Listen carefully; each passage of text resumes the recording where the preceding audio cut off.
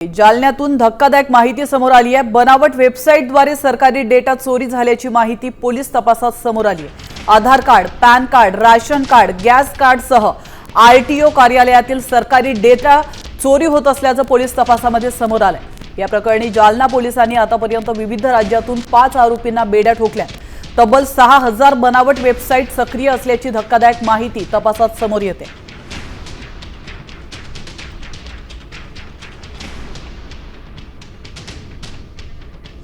आपण पाहतोय बनावट वेबसाईटद्वारे सरकारी डेटा चोरीला गेल्याची महत्त्वाची अपडेट समोर येते। जालन्यामध्ये हा प्रकार उघडकीस आला।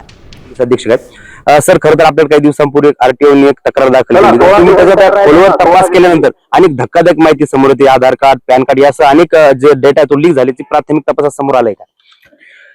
एक तक्रार प्राप्त झाला होता ज्यामध्ये आरटीओने असा संशय व्यक्त केला होता की आरटीओ चे काही डेटा जसे व्हेकल डिटेल्स आणि आरसी बुक हे काही बनावट वेबसाईटनी सार्वजनिक रूपाने ते विकत होते।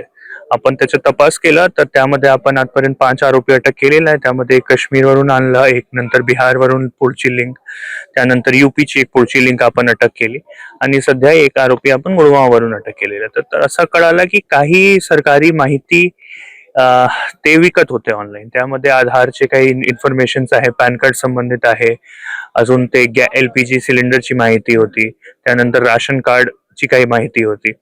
आता आपला हे तपास सुरू आहे की ते माहिती ते इन्फॉर्मेशन त्यांना कसा भेटलं। ते असं पण असू शकते की डार्क वेबतून लीक जे जुने लीक डेटा आहे ते त्यांनी खरेदी केलेली आहे किंवा काही सरकारी वेबसाईट्सला त्यांनी हॅक केलं असेल।